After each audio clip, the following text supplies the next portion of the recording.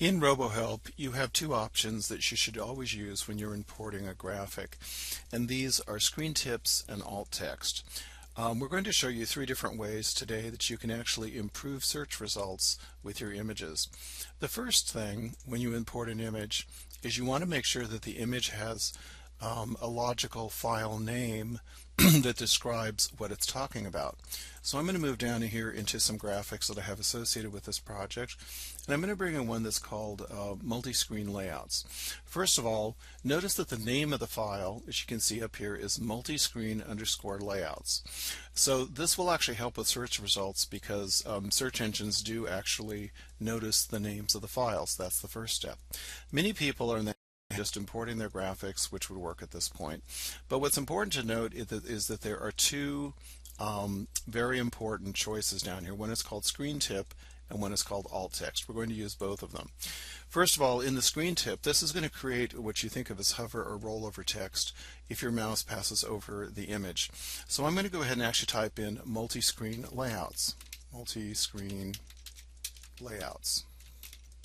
And you could get more you could get more specific, like you could say multi-screen layouts, screen capture of screen profiles. I'm just going to put screen profile selections. Okay. Then on the alt text is what will appear if somebody's using a browser in which the image is incapable of being shown. We've all seen HTML emails or sometimes HTML websites where there's just a lot of boxes and it will say image1.ping, image2.ping, image3.ping. The alt text is what would actually display to the user, but more importantly, it's also searched by Google browsers, Google search and other search engines. So I want something useful here as well.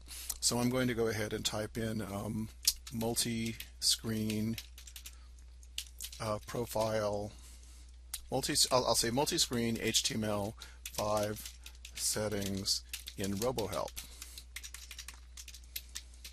I want this to be very specific in the event that the search browser can find that.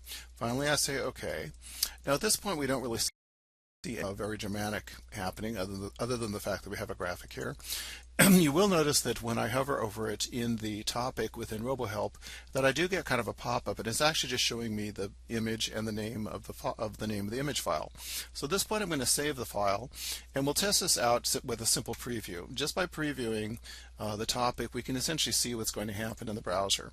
So here's the graphic, and as I mentioned, if I hover over it, notice I get a pop-up that has all that text I typed into the screen tip. So it basically says multi-screen layout, screen capture of screen profile selections. So this is perhaps giving somebody more of an idea of what's taking place. You might happen to have a physical caption underneath the graphic, but this way right at the top somebody can actually see what it says. If I were not able to see because it wouldn't display my browser, I would see what is within the alt text.